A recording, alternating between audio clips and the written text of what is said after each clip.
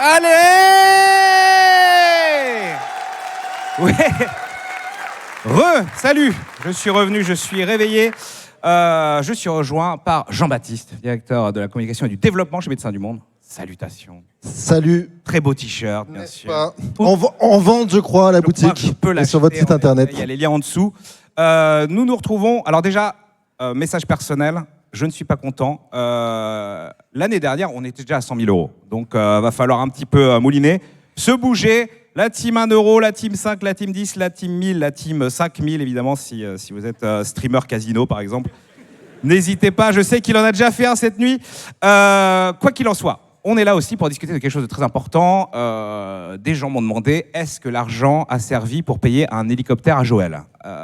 Et on a envie de les rassurer, bien entendu. Mon cher Jean-Baptiste, qu'est-il arrivé avec l'argent de Speedon? Alors écoute, j'ai pas vu d'hélicoptère pour Joël, ni de voiture trop importante. Bref, non, l'argent est bien utilisé, ça je peux vous le garantir. Et on a un certain nombre de moyens pour garantir la bonne utilisation des fonds.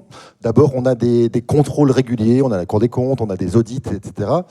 On a une association qui s'appelle Don en Confiance, qui est une association indépendante qui donne un label aux différentes associations, dont Médecins du Monde, et qui va en fait vérifier qu'en termes de gouvernance, en termes de communication, en termes d'utilisation des dons, on est vraiment dans les clous. Donc on a le don en confiance, donc c'est déjà une marque qui nous permet de valider de valider qu'on utilise bien les dons. Et puis chez Médecins du Monde, comme on aime bien faire les choses vraiment bien, on a aussi un comité des donateurs. Tout donateur du Speedon peut postuler au comité des donateurs, et pour ce comité des donateurs on a vraiment livre ouvert, c'est-à-dire que la présidente du comité des donateurs est invitée à chacun des conseils d'administration, elle fait un discours à l'Assemblée Générale et elle peut voir tout ce qu'on fait, et ils donnent toujours un avis sur l'utilisation des dons de Médecins du Monde, et ils sont particulièrement vigilants à ce sujet-là. D'accord, très très propre, donc soyez rassurés. On va parler justement de quelques actions qui ont été commencées ou qui sont en cours avec l'argent de la précédente campagne, notamment Madagascar. Ouais, l'idée c'était de vous faire un peu un retour sur tout ce qu'on a pu faire grâce au Speedon 1. Et je crois que Sandrine de Médecins du Monde viendra vous parler de tout ce qu'on veut faire grâce au Speedon 2. Le premier truc, c'est de dire qu'en fait, l'argent des dons, elle est mutualisée. C'est-à-dire que Médecins du Monde, on va se donner les moyens d'investir là où on veut, et notamment sur des crises oubliées. Et Madagascar, c'est clairement une crise oubliée. C'est-à-dire qu'on est dans un pays qui, souffre en première ligne des conséquences du réchauffement climatique. Il faut savoir qu'actuellement, à Madagascar, dans le sud du pays, il y a une sécheresse. Il n'y a pas eu une sécheresse comme ça depuis 40 ans. Les populations qui sont des populations d'agriculteurs n'ont plus de quoi manger. Et en plus, c'est une région dans laquelle il y a très peu de structures de santé. Donc Médecins du Monde, à la fin de l'année dernière, en 2021, a décidé de lancer un certain nombre de cliniques mobiles pour aller au plus près de ces populations, évaluer un petit peu leurs besoins, faire également des logiques de vaccination. Et il faut savoir, par exemple, un Speedon, ça finance 4 cliniques mobiles pendant 1 an. Et ça, c'est vraiment important de se dire que voilà, c'est du concret, c'est du réel, c'est du précis. Et c'est des choses qu'on ne pourrait pas faire sans l'argent des donateurs. Voilà, c'est beau. Votre argent sert, bravo à vous, bravo à Médecins du Monde.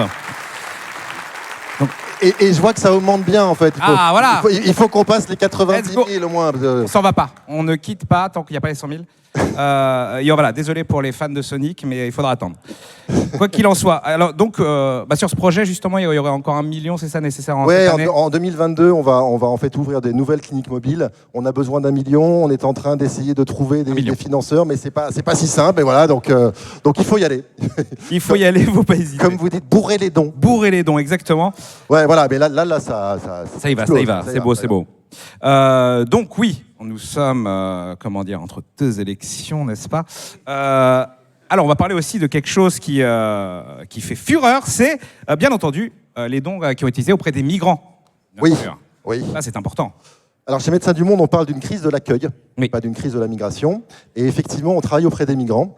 Et quand vous travaillez auprès des migrants, en particulier au moment où ils passent la frontière, on travaille notamment à Briançon, donc vraiment entre la frontière italienne et entre l'Italie et la France. Clairement, c'est difficile d'aller voir le ministère de la Santé, le ministère de l'Intérieur en disant « Écoutez, on aimerait avoir un peu d'argent pour aider les migrants qui passent la frontière ». Donc clairement, ça, c'est de l'argent qu'on met grâce à nos donateurs. Et il faut savoir, donc effectivement, on est dans les Hautes-Alpes. Les migrants donc, passent la frontière par les chemins de traverse, parce que sur les chemins classiques, il y a la police des frontières qui les refoule. On peut être en hiver, il peut faire moins 15 degrés. Et il y a des migrants qui tombent, qui ont froid. Il y a eu des amputations, il y a eu des membres gelés, etc. Il y a eu des morts. Et donc Médecins du Monde a mis en place un certain nombre de maraudes pour aller justement à la rencontre de ces personnes-là, prodiguer les premiers soins, éventuellement les envoyer sur des structures d'urgence et d'accueil. Et là encore, on a besoin d'argent parce que, ne serait-ce que pour financer un kit d'urgence de montagne, c'est pas grand-chose, c'est 80 €. Je regarde le truc, on est déjà à 90 000, c'est pas mal. Allez, ouais. La team 1 € est en train de se réveiller très fortement. Voilà, mais bon, c'est au global, je dis pas ça pour influencer, hein, mais c'est au global un programme qui nous coûte 100 000 € pour payer les personnes, etc. Voilà, on peut se dire, et je répète, c'est un programme qu'on peut pas faire financer par les ARS, par la puissance publique qui est dans une logique de lutter contre l'immigration clandestine, etc., alors que tout le monde a droit à la santé. Exactement. Donc, alors, je tiens quand même à rassurer nos viewers de droite. Vous pouvez quand même donner, même si, voilà, vous allez... bon, bref. Alors, on vous connaît sur des urgences, comme on en parlait, mais vous avez aussi des actions à long terme. Notamment, vous êtes au Népal depuis 2015 aussi. Oui, alors en fait, on est arrivé au Népal par l'urgence, donc le grand tremblement de terre en 2015. Et en fait, on est resté. Il faut savoir que le Népal, là encore, c'est un des pays les plus pauvres du monde. Et on est resté sur des enjeux liés à la santé et l'environnement, et notamment sur les travailleurs qui font les waste workers, c'est-à-dire ceux qui sont dans les décharges et qui recyclent l'ensemble des déchets issus de la population. Il faut savoir que sur la population de Katmandou et dans la vallée de Katmandou, il y a 1000 tonnes qui sont produites de déchets chaque jour. Et il y a entre 7 et 15 000 personnes qui travaillent à cette collecte des déchets, au recyclage des déchets et à leur revalorisation. Mais ils travaillent dans des situations, dans des conditions vraiment extrêmes, vraiment pourries. Moi, je suis allé sur place. La décharge à ciel ouvert, c'est un truc, c'est l'enfer, quoi. C'est un Himalaya de déchets, c'est immonde, c'est dangereux, il y a régulièrement des morts, etc. Et là encore, on est dans une logique de réduction des risques, c'est-à-dire qu'on va leur donner des équipements de sécurité, des gants, des chaussures, des masques, on va leur enseigner un certain nombre de gestes pour ne pas trier à main nue, etc. Donc on a beaucoup d'opérations où on va auprès de ces populations pour leur enseigner la façon dont on peut mieux travailler, en tout cas en étant plus en sécurité. Et puis on leur donne aussi accès à la santé. On a près de la décharge un certain nombre de centres de santé, on a près des endroits où ils habitent un certain nombre de santé.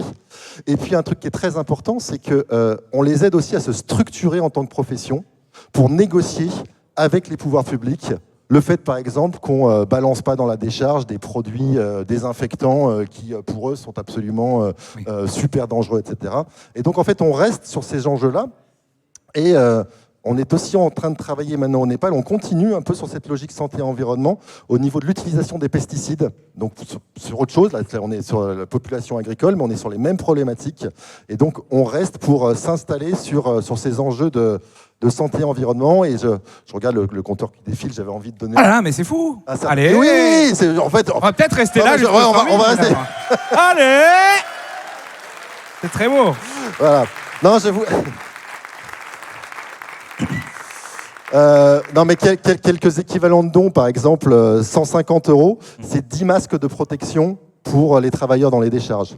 Ou 300 €, c'est un mois de médicaments d'un centre de santé dans une décharge ou auprès de ces populations.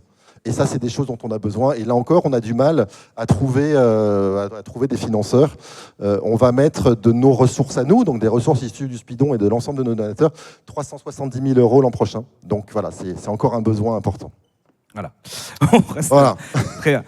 Et comment dire? Oui, alors on a évoqué ça un petit peu avec le sujet des migrants, avec justement les actions que vous pouvez mener justement grâce aux dons du grand public, où vous n'aurez pas forcément des aides de l'État, etc.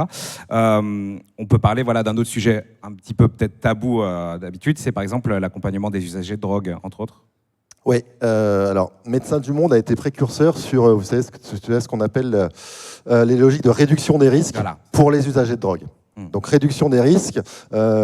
Tu sais, tu connais, ou tu connais pas, je sais pas, les salles de consommation à moindre risque. J'ai été non, je connais de loin. On va pas rentrer dans le... Non, mais l'idée, c'est de ne pas interdire, mais de dire, si vous vous droguez, faites-le en limitant au maximum vos risques. Oui. N'échangez pas vos seringues.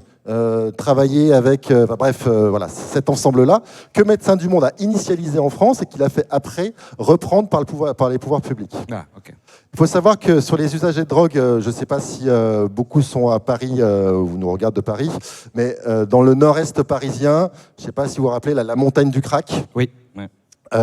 Où il y avait vraiment un problème, où le préfet a dit bon, bah, tous ces gens-là, on va les mettre au jardin Éole. Ouais. On les parque dans un jardin, donc dans le 19e ou le 20e à Paris. Puis après, la mairie a dit non, ça va pas, on les sort, etc.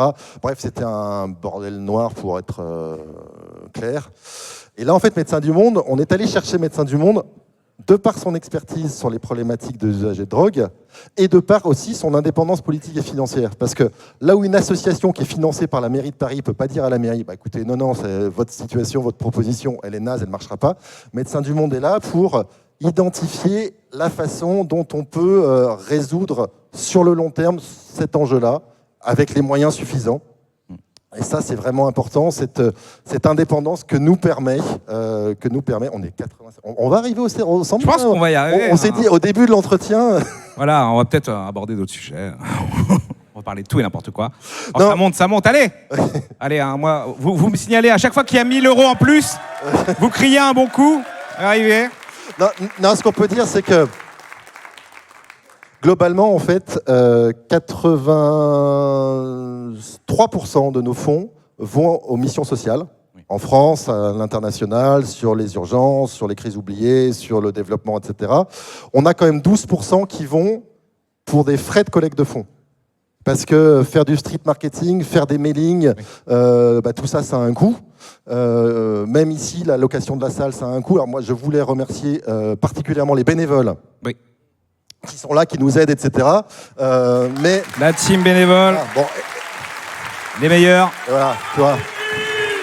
Ah, voilà, 98 000, on y est. Ah ouais, on bourre. Je ne lâcherai pas ce micro. C'est ça. Nous ne quitterons pas l'endroit, mais ça monte très très vite. Bravo. Voilà, mais voilà. Mais les bénévoles, il faut quand même les nourrir, donc il y a quand même un coût. Mais ce qu'on sait, c'est que pour chaque euro investi, on les nourrit, ils sont bien traités. Ou alors il faut qu'il y a Poca. Non, pour chaque euro investi, on collecte en moyenne un peu plus de 4 €. D'accord. Voilà. Bon, après, c'est pas magique. Hein. Si on mettait 100 millions sur la table, on n'aurait pas 400 millions. On est quand même limité par un certain nombre de choses. Mais c'est vraiment ça l'idée. Donc, on a une utilisation de fonds, j'allais dire, optimum. Et je crois qu'on est bientôt à 99. 99 000, allez. Et on rappelle évidemment que, outre... Ah bon, allez, allez, on y va. 99 300, c'est beau. La team 1 €, la team 5 €, la team 10 €, la team 1 000 €. Tout le monde est là. Ah oui, c'est bien. On était en retard. Là, ça monte. Allez, Seltzar, faut pas que ça bloque. Hein. Faut pas que le tracker il bloque. On va pas faire marche arrière. Allez.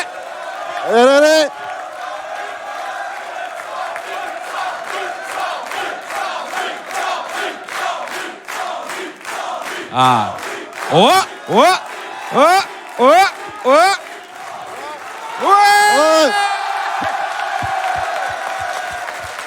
Let's go. Bravo tout le monde. Beau rush. Formidable. Formidable, parce que quand on a commencé, on a dit est-ce qu'on pourra atteindre les 100 000 pour l'interview ? On était moyen, mais bravo. Cru que parler évidemment de Madagascar, des migrants, ça pouvait générer une telle hype. Hein, voilà. Prenez-en de la graine, mes chers amis de la télévision par exemple. Excellent. Eh bien, en plus, on arrivait plus ou moins à la fin. Ouais, je disais, en plus, voilà, outre Speedon, ce genre de campagne exceptionnelle, on vous rappelle évidemment que vous pouvez devenir aussi donateur régulier si vous en avez les moyens.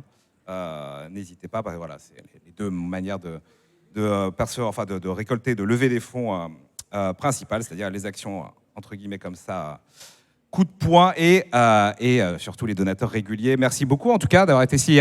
Merci Mister MV. Merci à vous tous, à tous les organisateurs, les bénévoles et tout le monde. Voilà. À bientôt.